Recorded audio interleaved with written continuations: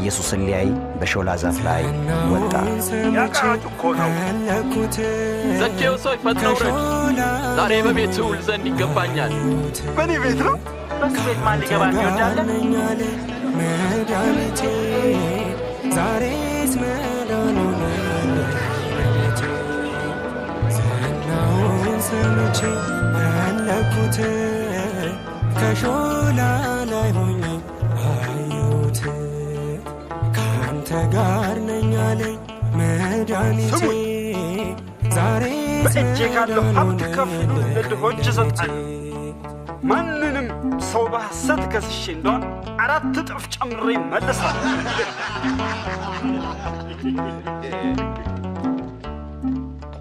የረከሰው ቤቴ ጌታዬ ሳይንቀው ጨለማውን ገፎ ብርሃን አደረገ።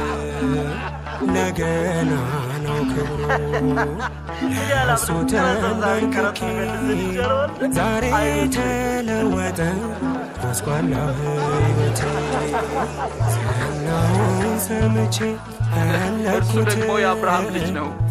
ዛሬ ለዚህ ቤት በርግጥ መዳን ሆኖለታል። የሰው ልጅ የጠፋውን ሊፈልግና ሊያድን መጥቷልና። መድኃኒቴ ዛሬስ መዳን ሆነልኝ ለቤቴ። ወደ ኢየሩሳሌም እንወጣለን፣ ስለ ሰው ልጅም በነቢያት የተጻፈው ይፈጸማል። ለአሕዛብም አሳልፈው ይሰጡታል፣ ይዘብቱበታል፣ ያንገላቱታል፣ ይተፉበታል፣ ይገርፉታል፣ ይገሉትማል። በሦስተኛው ቀን ግን ይነሣል። በማዳን አዋጁ ስሙን አትሞብኝ አደረገ። ጌታ ኢየሱስ ስለ ሰው ልጆች ኃጢአት መሞቱን እያወቀ ወደ ኢየሩሳሌም መንገዱን አቀና። ብዙ ሕዝብም በመምጣቱ ደስ ብሎት እንደ ንጉሥ ተቀበሉት።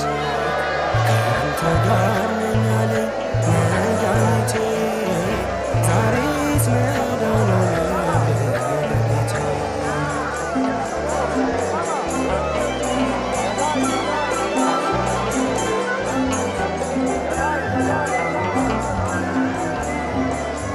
የአብርሃም አምላክ የእስራኤል መና የጠፋን ሊፈልግ ያድን መጥቷልና እኔንም ጎበኘ ደቀ መዛሙርትህን ዝም እንዲሉ እዘዛቸው እላቸዋለሁ፣ እነዚህ ዝም ቢሉ ድንጋዮች ራሳቸው መጮህ ይጀምራሉ። ዝናውን ሰምቼ ፈለግኩት፣ ከሾላ ላይ ሆኜ አየሁት። ከአንተ ጋር ነኝ አለኝ መድኃኒቴ ዛሬስ መዳን ሆነልኝ ለቤቴ። ኢየሱስም ወደ ኢየሩሳሌም ቀርቦ ባያት ጊዜ አለቀሰላት። እንደምን ወደደ አንቺ ኢየሩሳሌም ምን አግኝቶ ለሰላምሽ የሚያስፈልገውን ነገር በዚህ ቀን አውቀሽ ቢሆን ኖሮ ነው የገባው። ይህ ነገር ከዓይንሽ ተሰውሮብሻል። ጠላቶችሽም በዙሪያሽ አጥራጥረዋልና ከበው አንቺን የሚያስጨንቁበት ቀን ይመጣል።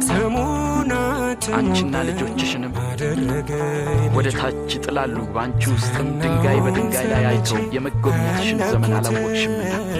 ከሾላ ላይ ሆኜ አየሁት።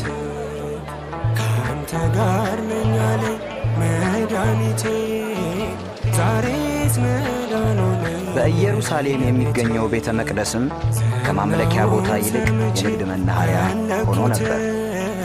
ከሾላ ላይ ሆኜ አየሁት። ከአንተ ጋር ነኝ አለኝ መድኃኒቴ